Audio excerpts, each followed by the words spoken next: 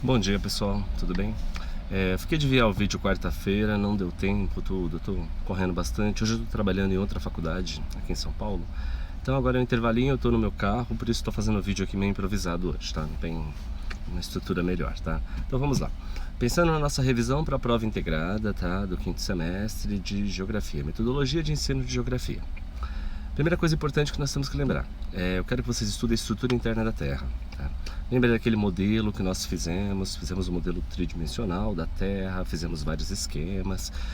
Estudem aquilo, tá? Desde o núcleo interno, o núcleo externo, o manto superior, inferior, as descontinuidades, né? Ou seja, a crosta continental, crosta oceânica.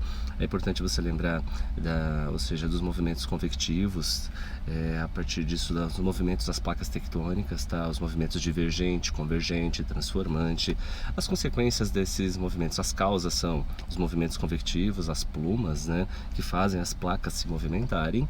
E as placas se movimentando, nós temos também algumas consequências externas, né, e as consequências exógenas, né, que são o vulcanismo e os terremotos, tá? Lembrem que os terremotos eles são medidos por dois sistemas específicos, né? Nós temos a escala de Richter e a escala Mercalli, né? A escala Richter é matemática, né? Ela é logarítmica, e a escala Mercalli é uma escala simplesmente observacional, tá bom? Lembrem disso, não se esqueçam da camada eletromagnética. Lembrem que o núcleo externo é sólido, o núcleo interno, perdão, é sólido, o núcleo externo ele é líquido, se movimentando. Graças a eles nós temos o efeito dínamo, que faz com que nós tenhamos a camada eletromagnética, tá? Lembre de todos aqueles detalhes. Então, a estrutura interna da Terra, basicamente isso, tá? Vamos para o segundo tópico, que seriam os tipos de paisagens, né? Nós temos alguns tipos de paisagem, né? Primeiro que paisagem é tudo aquilo que a vista alcança, tudo que nós olhamos e podemos definir no planeta é considerado paisagem, tá? Mas eu tenho paisagens que são naturais, que foram compostas e feitas pela natureza, sem que haja uma intervenção humana. E tenho também paisagens que nós podemos considerar antrópicas, né? Antropo vem dos seres humanos, mas elas caem nos concursos e na nossa prova como paisagem cultural. Cultural porque ela foi modificada, né, pelos seres humanos. Então, cultural, modificada, antrópica, tá? São paisagens que teve a intervenção de um ser humano, tá? Então, eu tenho uma mesa, ou seja, eu tenho uma faculdade. A faculdade ela foi construída com elementos naturais, mas esses elementos foram transformados e modificados para compor uma estrutura feita pelo ser humano e para ser utilizada pelo ser humano de diversas formas, entre elas cultural. Então, paisagem cultural, paisagem natural. Pontos cardeais. Aquele esqueminha que nós já vimos de norte, sul, leste, oeste, né? Braço direito para leste, braço esquerdo para oeste, a minha frente é o norte e o sul. Vale lembrar que, eu sempre digo a vocês, os detalhes moram na curva. Então, qual é a grande questão? Somente em 2 momentos do ano, aquela figura que está escrita, que está posta nos livros didáticos, está correta. Quando nós temos o equinócio, tá? Tá? Quer dizer iguais, nócios, noite. Então há 2 momentos no planeta, ou 2 momentos, né, em março e em setembro, que nós temos o equinócio, em que aquela figura estará correta. Nas outras épocas nós temos uma migração, tá? Uma pseudo-migração, uma falsa migração, porque quem gira é a Terra, né? Não é o Sol. Nós temos o movimento aparente do Sol cruzando o céu, então nós temos o Sol sendo ele migrando para o sul e para o norte. Então, o leste e o oeste não são fixos, eles migram para o sul e para o norte. Por isso, aquela figura ela está incoerente, ela gera uma concepção ingênua e ela passa a ser uma falácia científica, né? Então, é importante corrigir isso, tá bom?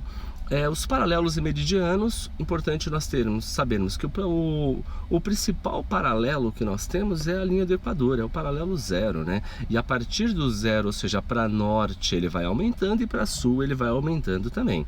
Quais são os mais importantes, aqueles que recebem nome e tem um motivo por receberem esses nomes? Eu tenho o paralelo aqui do Trópico de Capricórnio, que corta a nossa cidade, né? Que corta Guarulhos, tá?